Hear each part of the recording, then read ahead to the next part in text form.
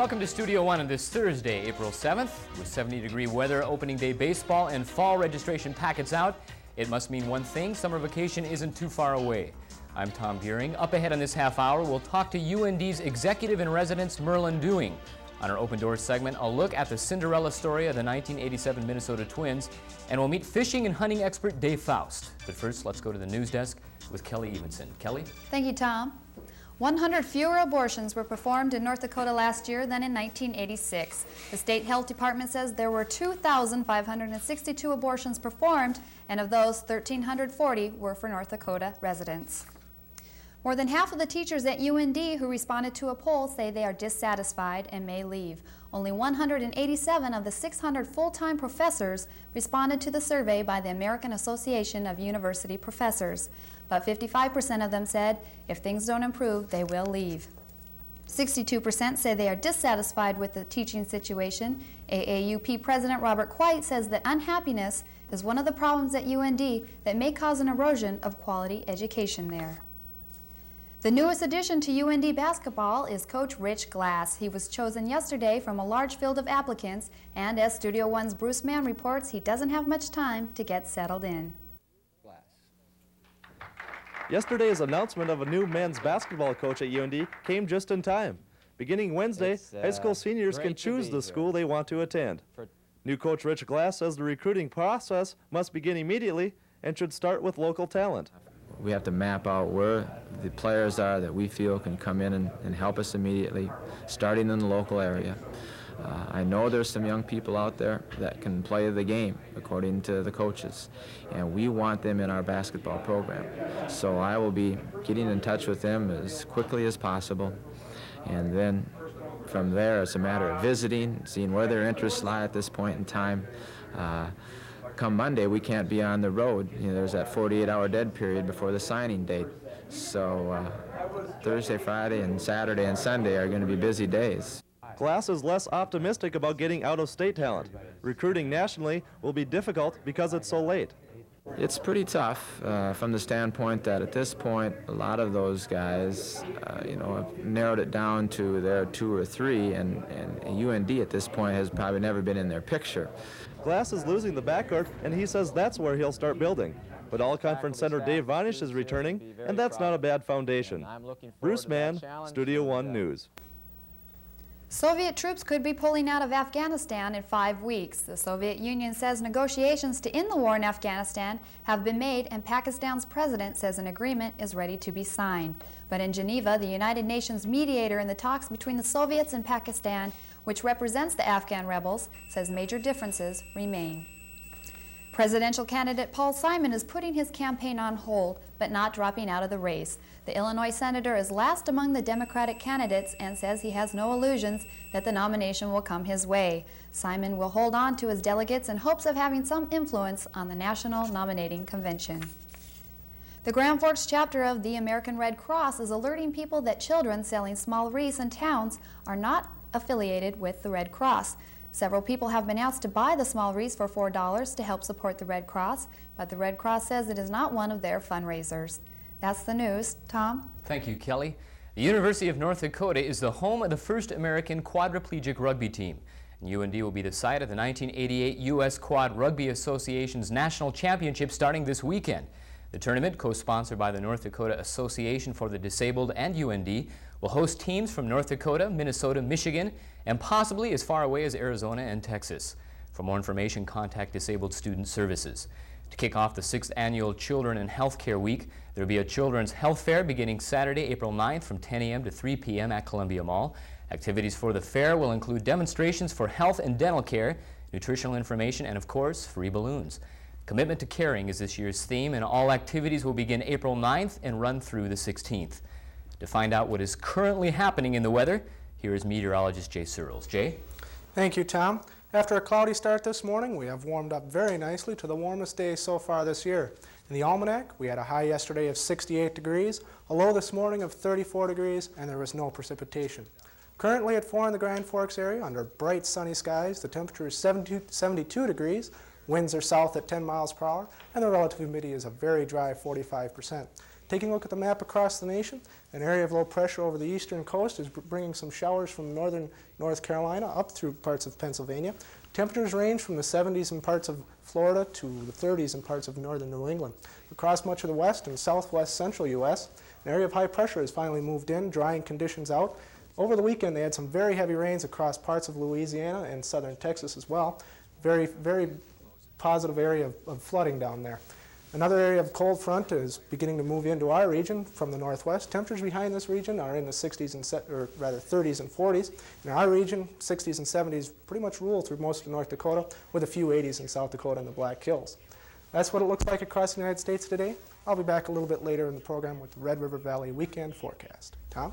Thank you, Jay. Start getting your garden tools together because UND Plant Services will be offering garden plots again this year. If you had a plot last year, you can get the same plot by going to Plant Services and signing up on Monday, April 11th through Friday the 22nd. After that, all remaining plots will be rented on a first-come, first-served basis. For more information, contact UND Plant Services. When we return, we'll meet with the vice chairman of the largest accounting firm in the world, UND's own Merlin Doing.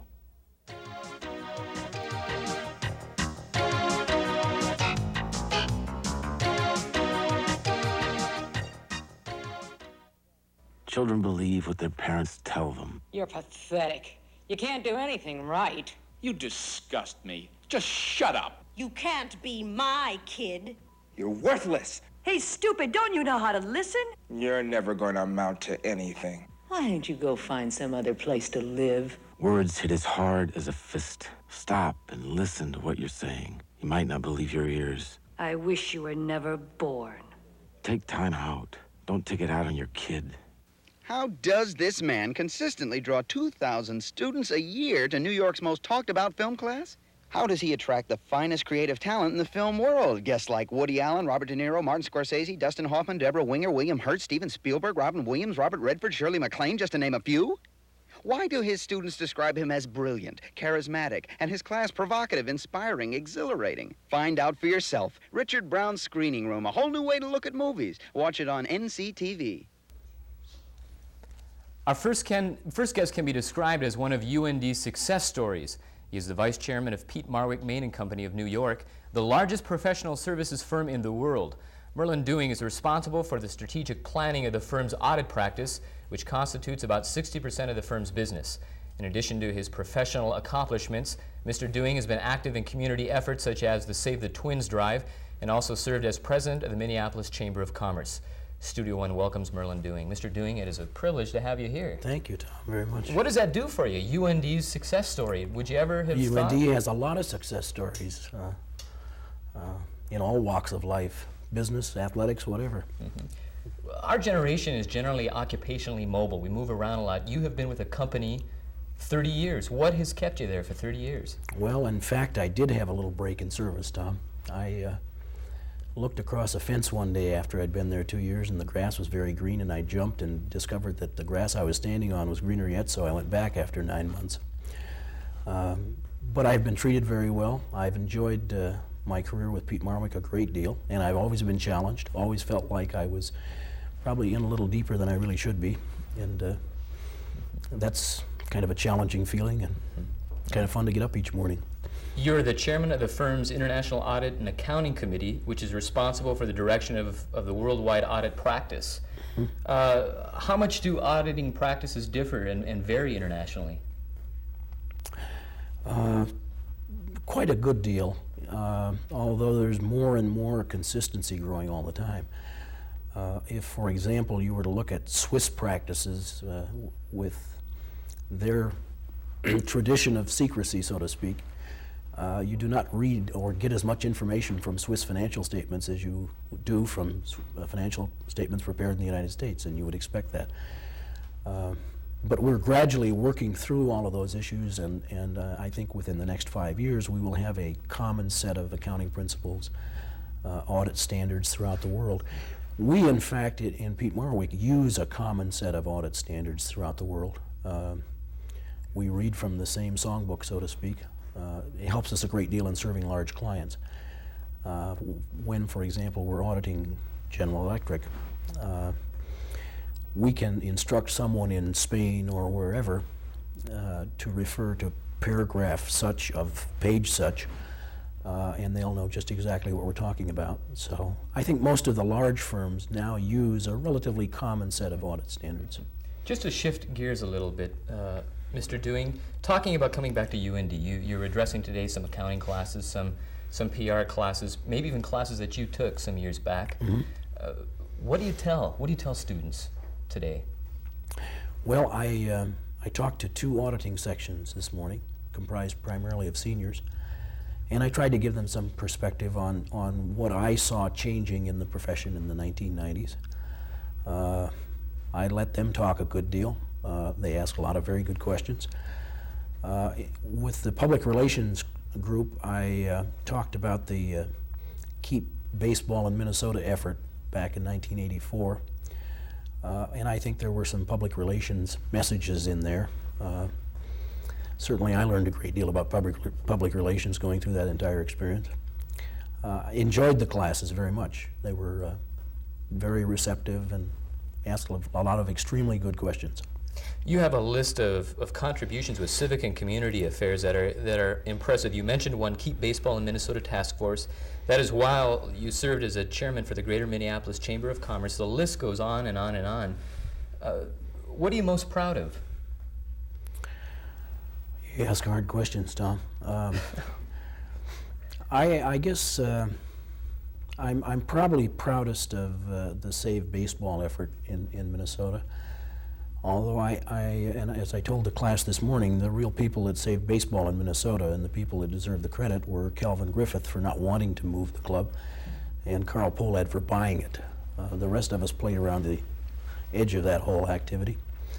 The activity that I have enjoyed the most in the civic arena has been UND's Alumni Association, in fact. Barbara feels the same way.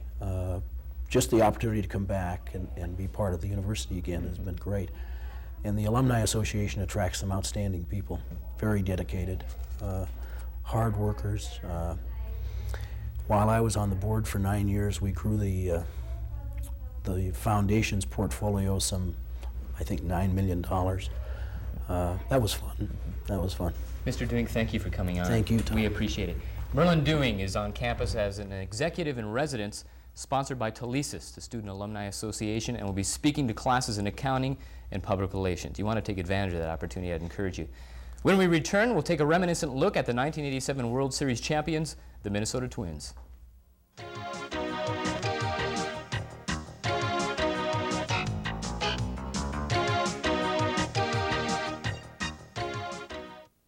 We give you the truth. Uncensored. Powerful documentaries every week. South Africa belongs to all the people who live in it, not to one group, be it black or white. I'm too old.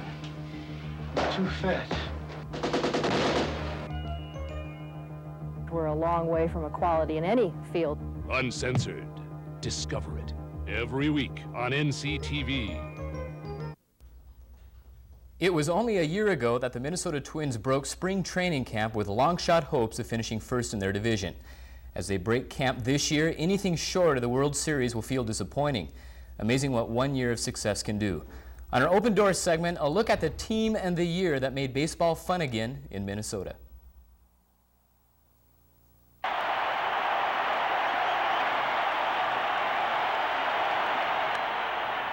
To Gallietti, for the first time ever, the Minnesota Twins are the world champions. It was a fun year. I mean, but I guess it's always fun when you win. We had more fun last year than I know I did in my life. I mean, the whole experience about it was something new, it was something different because I hadn't done it before. I mean, here in Minnesota. But now that we've experienced it, I think that the years to come are going to be just as good. If the Minnesota Twins are to have championship success in future years, none of them could still ever possibly match their season of 1987. With their first World Series title under their caps, the underdog and inexperienced image can no longer apply. And that's what made this success story what it is. Still, the team's personality retains a unique trait of innocence when explaining their accomplishment. In an era of big salaries and egos that match, the 1987 Minnesota Twins were an exception, attributing success to teamwork and shared leadership. Well, I think everybody on our team's a leader in their own way. I mean, everybody knows their roles, knows their job, and know what they're capable of doing. They don't try to go out of bounds or try to do something that they're not capable of doing. I mean, for instance, Greg Gagne, he's got a job to play good shortstop and come up, and he's batting second. I mean, the guy hit him, get on, and Gladden gets on, then he has to move him over, try to get him in, and my job is to try to get both of them in if I can. If not, then get on base. I mean, everybody has a role. Everybody knows what they're capable of doing, and that's what we try to do, just stay within ourselves and try to just do our jobs. In other ball clubs, you might say, so-and-so's the team captain, he's our leader. I think with the Minnesota Twins, and in that scenario, you would have your team captain and then the next guy line up behind him, whereas I think with the Minnesota Twins, we all stood in a line side by side, and when one guy took one step, everybody did. And if we got pushed back one step, it wasn't just one guy getting pushed back, it was the whole team. So, like Tom Kelly said all year, we're all in this boat together. If it sinks, we all sink. The '87 Twins championship was a victory for those fans who believe that their support directly influences a team's performance, and for those even fewer players who are modest enough to admit it. The Metrodome can stand as a monument to that point. The Twins won more games at home last year than any other team in baseball, balancing the scales to the worst record on the road in their league. To further the point, the Twins won all of their postseason games played at the Dome. That gave Minnesota their first Major League Sports championship since the '54 Lakers. Needless to say, these fans were hungry. After years of second-place finishes and near misses by the Vikings, North Stars, and Mondales, it took 24 players to end the drought of titles. Wait, did I say 24? I meant 25. Well, first of all, we have 24-man rosters now. Well, it's not 25 anymore, but I think the Twins play with 25 anyway. The 25th person were the fans. I mean, I don't think we could have done it without them. And play a very, very big part, and just struck fear in a lot of teams coming into the Dome's heart, and I think that we need that. It worked for us last year, so I hope that they come out this year and do the same thing. You know, they have been deprived of a winning team for a number of years, and it was just nice. You could just feel the energy and the excitement from the fans in the ballpark, in the stores, grocery stores. When you're getting gas, people recognize you, they're excited. It makes me excited, and that's, I think, it just snowballed into a big thing, and it just was a Cinderella story this year. Unbelievable. So unbelievable, few picked the Twins this year to even contend for their division. While other teams have acquired help during the offseason, the Twins roster, for the most part, remains the same. I don't see anything wrong with our roster. I mean, if nothing's broke, yeah, it's no use of fixing it. I think that, you know, the team that we have, I think that it's great. I mean, we have a bona fide two of the best starters in Major League Baseball, Frankie Viola and Bert Blyleven. They can play on my team any day. I think the Lester Striker's going to come back in '88. He's going to win 10 games himself. That's my opinion. I really don't know, but he works hard. And people that work hard, good things come to those who wait. Lester's a patient man. He comes to play, and I think he's going to do well. And we got two stoppers in the bullpen, and Barry and Reardon. I don't think we need anything else. Position for position, we match up with anybody in the league, in the East, the West, or wherever you want to be. Even more at question is that plague winning teams must deal with the season after, the lack of appetite to win.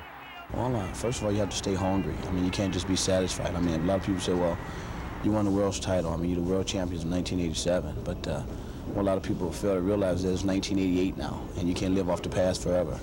I mean, what's done is done, and you know, that's it. So you can't worry about it. All you can do is just come to the park every day and still stay as hungry. And if we tasted success now, we know what it tastes like, so we want another taste of it. Mixed emotions. Twins and Twins fans alike will feel them. Optimism for the start of a new season while leaving behind a year that will be remembered for a long time. The Twins have a nucleus of young talent that will eventually produce their share of continued success, but not quite like the way it happened in the fall of '87 when the team they said never would, did. I just wish we could spend a little bit more time celebrating this, because it'll probably never ever again in my career be like it was in 1987 in Minnesota.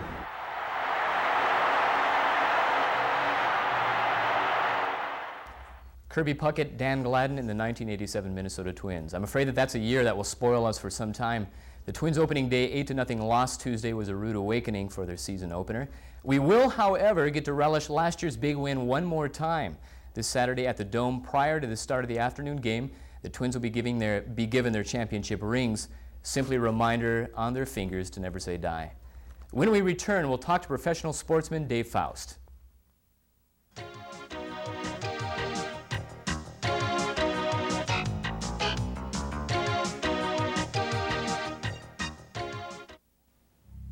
As an athlete, It's especially painful to watch cocaine destroy those around me.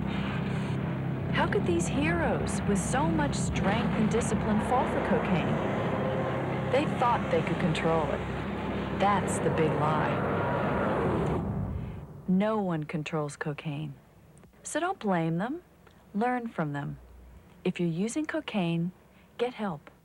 Call 1-800-662-HELP. Welcome back to Studio One.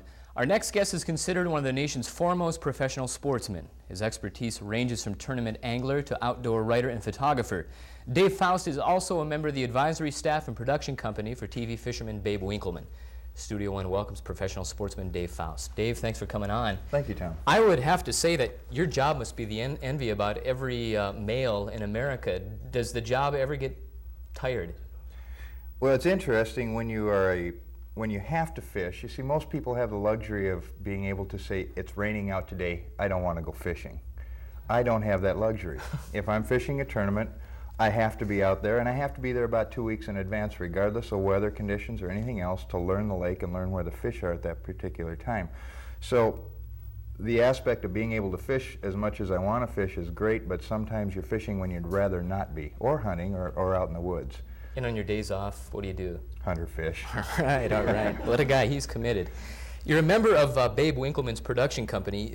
Fishing shows are becoming more frequent and often. It's turning into a big business. Why?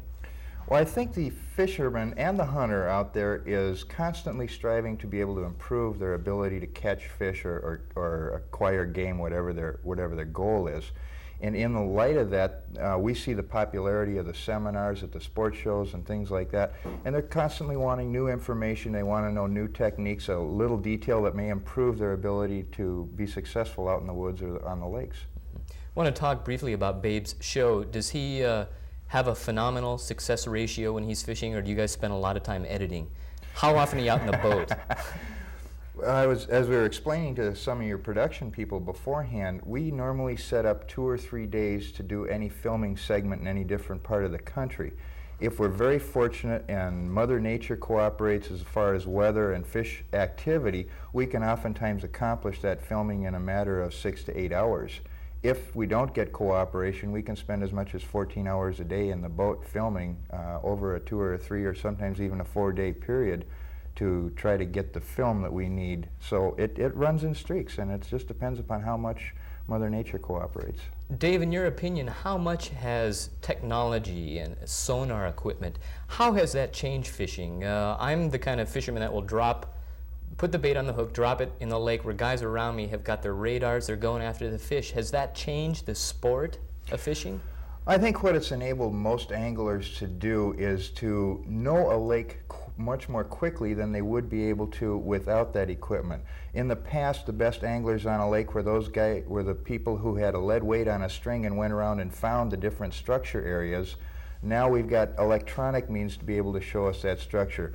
You not using a depth finder doesn't mean that you can't catch fish, but you're going around where the guys who've got the depth finders are, so they've obviously located some fish for you. Now it's just a matter of presenting bait. You're also the owner of Voyagers Unlimited, a company that arranges big game hunting and fishing expeditions throughout North America. If cost wasn't a factor and you could take me anywhere across the country on an expedition, what would I do? Well, we'd probably go for a big game grand slam. Which is? And we go for probably an elk, and we go for a big mule deer, and we go for a nice white-tailed deer, and we probably go for antelope. How long would that take me? Well, you're looking at probably 30 days of hunting to go for trophies for every one of them if you want to go into the books. And we can also put caribou or moose or bear combinations together. We do quite a bit of that combination, putting together combinations for sportsmen who want to take the trip of a lifetime. How about for the fishermen? Where would be the most exotic place to go fishing?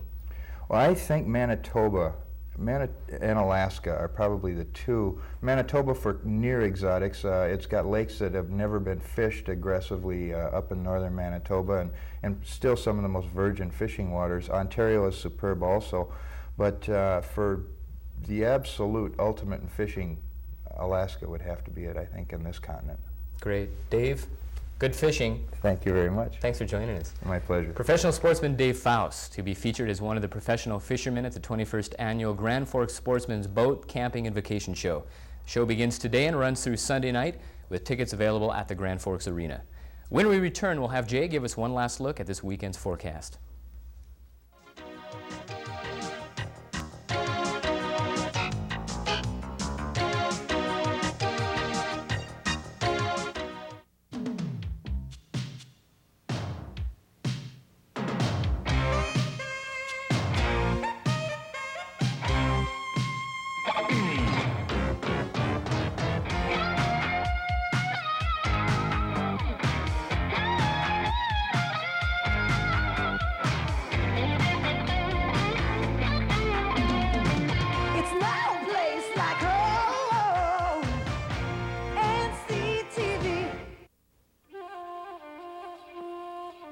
A perplexing problem has puzzled young people since the beginning of time. How to get a job without experience, and how to get experience without a job. The answer is cooperative education, a nationwide program that lets college students work at real jobs for real pay while they're getting an education. I knew that. The 12th annual Charlotte Danstrom Conference, Visions and Voices, begins tomorrow night with an evening of culture featuring guest speaker Katie McLeary. McLeary, an artist and UND Associate Professor of Visual Arts, will open the conference at 7:30 p.m. in the Memorial Union. Also for the series, Charlotte Black Elk, an oral traditionalist, will deliver the keynote address at 8:30 Saturday morning in UND's Memorial Union. To see if the weekend's weather will let us start our spring cleaning, here's meteorologist Jay Searles. Jay? Thank you, Tom. This weekend isn't looking too good. We'll start out with tomorrow morning's map. We have an area of low pressure situated over eastern North Dakota. Warm front across most of northern Minnesota. Showers and thunderstorms will be breaking out across parts of eastern South Dakota. Some of those will be severe as they move into southern Minnesota tomorrow afternoon.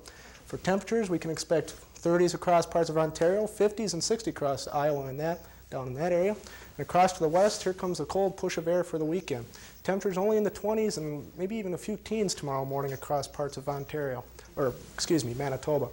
That's what it looks like for tomorrow morning. For tonight, we can expect increasing clouds. We'll have a low of 45 degrees. Winds will be southerly at 10 to 15 miles per hour, and there's a 20% chance for an isolated shower.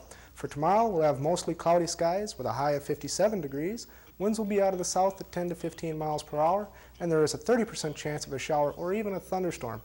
Extended outlook for Saturday, we're looking pretty cold. Mostly cloudy, skies of a high of 40 to 45 degrees, with a chance for some morning showers. Sunday, becoming partly cloudy with a high of 45 to 50 degrees, just a little bit warmer. All in all, not looking like too good of a weekend for fishing. Sorry, Dave. Have a great one. Tom? It's going to kill you for that one. Thanks, Jay. We'd like to thank our guests Merlin Dewing and Dave Faust for joining us today. We'd also like to thank and wish the Minnesota Twins good luck for their season ahead. This is the last Studio One for this season, but we will return in September as we start our 4th season. From all of us here at Studio One, thanks for watching.